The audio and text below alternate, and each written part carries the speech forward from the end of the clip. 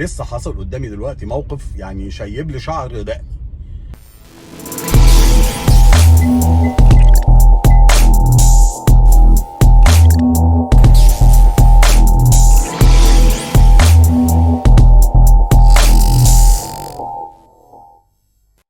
انا دلوقتي ماشي في امان الله والشارع زحمه زي ما انتم شايفين، وابص الاقي شاب مركب وراه 3 انفار على مكنه صيني.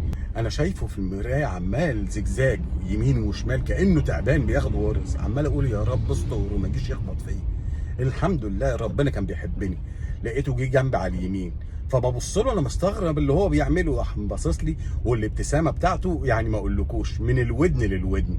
وبعد ما بص لي لقيته راح قازح وطالع عامل غرزه قدامي شمال ورفع حصان. الرفرف بتاع الموتوسيكل بقى يكحت في الارض وبيعمل شرس. هو انت ايه يا ابني؟ من المغامرين السبعه؟ لا اله الا الله.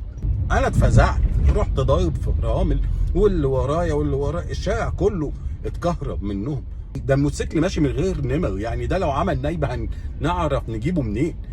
ده غير ان رفعه الحصان بتاعته دي لو هو اتشقلب على ورا بحكم ال3 انفار اللي ماسكين في باطه هيضرب بالانس، ابص الاقيه انبص فوق عندي على الكبوت. احاسب عليه انا ازاي دوت؟ يعني قتل خطا ولا شقلبه غلط ولا ايه النظام؟ كل ما يتفرج على فيديو في اليوتيوب ولا يشوف الزميل توم كروز في حركه من الحركات اللي بيعملها في افلام الاكشن ينزلوا يطبقوها علينا. هو ده كلام ينفع يا جدعان؟ دور المؤسسات المجتمعيه فين؟ احنا لازم نتبنى الشباب دي طاقه ما نسيبهاش تتهدر.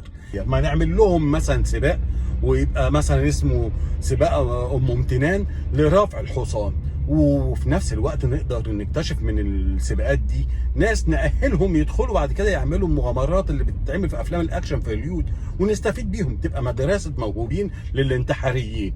تعمل بقى كل الافلام الاكشن وكل المشاهد العنيفه اللي ما ينفعش بني ادم عاقل يعملها. الناس دي تطلع تنط بالموتوسيكل في الافلام من على الجبال، ما يقعدوش وسطينا. خلاصه القول، انا عايز اقول لكم حاجه يا جماعه، يعني انتوا يا شباب، احنا كلنا كنا شباب، وعارف ان الشباب حريه وانطلاق، وياما خرجنا وركبنا عربيات ومشينا بس بالعقل. واي اب واي ام فرحانين بابنكم وجبت له هديه يا سيدي موتوسيكل، ما تطلقوهوش علينا.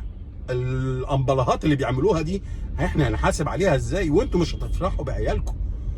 اهدوا وانتظموا شويه يا جدعان، ويا ريت تفكروا في موضوع مسابقه الحاجه ام امتنان ونخلص من طاقه الشباب الزياده اللي طالعه علينا في الشوارع دي. اسوق بقى بدل ما اخبط حد. السلام عليكم، تمسوا بالعافيه.